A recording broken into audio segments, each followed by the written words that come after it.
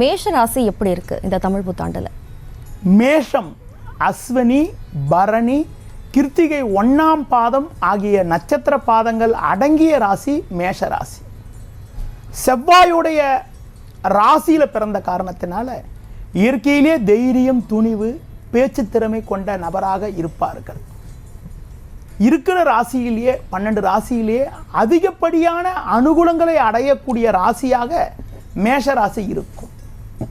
பொதுவாக ஒரு ராசியில் அதிக காலம் தங்கக்கூடிய கிரகமான சனி பகவான் உங்களுக்கு பார்த்தீங்கன்னா மேஷ ராசிக்கு 11ஆம் வீட்டில் இந்த ஆண்டு முழுவதும் சஞ்சரிக்கிறார்.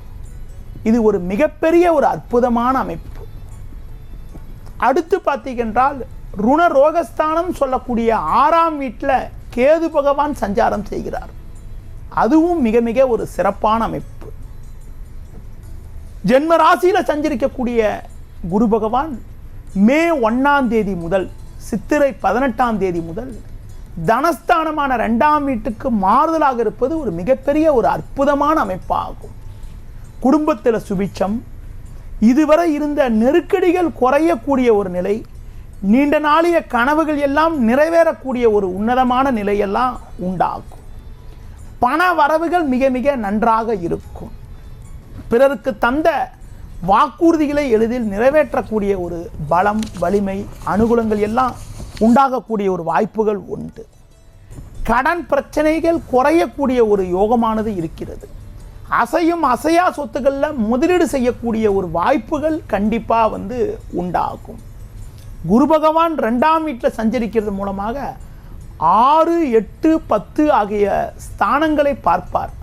6, 8, 10 ஆகிய ஸ்தானங்களை குரு பகவான் பார்வை செய்ய இருக்கிற காரணத்தினால கடந்த காலங்களில் இருந்து வந்த உடல் உபாதைகள் எல்லாம் விலகி ஒரு சிறப்பான ஆரோக்கியத்தை அடையக்கூடிய ஒரு வாய்ப்புகள் உண்டு. கடன் பிரச்சனைகள் குறையும். பிறருக்கு தந்த வாக்குறுதிகளை நிறைவேற்றக்கூடிய ஒரு பலம் உண்டாகும். வம்பு வழக்குகள் எல்லாம் முடிவுக்கு வரும். நீண்ட நாட்களாக தீர்க்க முடியாமல் இருந்து வந்த பிரச்சனைக்கெல்லாம் தற்போது ஒரு நல்ல தீர்வு கிடைத்து மன நிம்மதி ஏற்படக்கூடிய ஒரு வாய்ப்புகள் ஏற்படும். குடும்பத்தில் நீண்ட நாட்களாக தடைப்பட்டு வந்த மங்களகரமான சுபகாரியங்களுக்கான முயற்சிகளை தற்போது மேற்கொண்டால் அது வெற்றி அடையக்கூடிய ஒரு வாய்ப்புகள் பொதுவாக கண்டிப்பாக இந்த வருடத்தில் உண்டு. தொழில் வியாபாரத்தில் ஒரு நல்ல வளர்ச்சி, தொழிலை அபிவிருத்தி செய்யக்கூடிய ஒரு யோகம். கடந்த காலங்களில் தொழில் ரீதியாக இருந்து வந்த பிரச்சனைகள், நெருக்கடிகள் எல்லாம் தற்போது குறைந்து தொழிலை அபிவிருத்தி செய்வதற்கான வாய்ப்புகள் ஏற்படும். தொழில் முன்னேற்றத்திற்காக நீங்கள் எதிர்பார்க்கக்கூடிய பொருளாதார உதவிகள் கூட கிடைக்கக்கூடிய வாய்ப்புகள் உண்டு. வேலைக்கு செல்பவர்களுக்கு அவர்களுடைய திறமைகளை வெளிக்காட்டுவதற்கான ஒரு வாய்ப்புகளும் ஒரு பெரிய பதவியை அடைவதற்கான ஒரு யோகமும் கண்டிப்பாக மேஷராசிக்காரங்களுக்கு கண்டிப்பாக உண்டு. வெளியூர் வெளிநாடுகள் மூலமாக கூட அனுகூலமான செய்தி ஒன்று கிடைக்கக்கூடிய ஒரு வாய்ப்புகள் இருக்கிறது. பிள்ளைகள் வழியில் ஒரு மகிழ்ச்சி தரக்கூடிய ஒரு நிகழ்வுகள் நடக்கும். சில பேருக்கு பார்த்தீங்கன்னா சொத்துகள் பிரிக்காமல் இருக்கும். தற்போது சொத்துகள் பாக பிரிவினை ஏற்பட்டு அவங்களுக்கு கிடைக்க வேண்டிய சொத்துகள் கிடைக்கக்கூடிய ஒரு வாய்ப்புகள் எல்லாம் மேஷராசிக்கு ஏற்படக்கூடிய ஒரு அதிர்ஷ்டமானது இந்த 2024 2025 காலகட்டத்தில் கண்டிப்பாக உண்டு.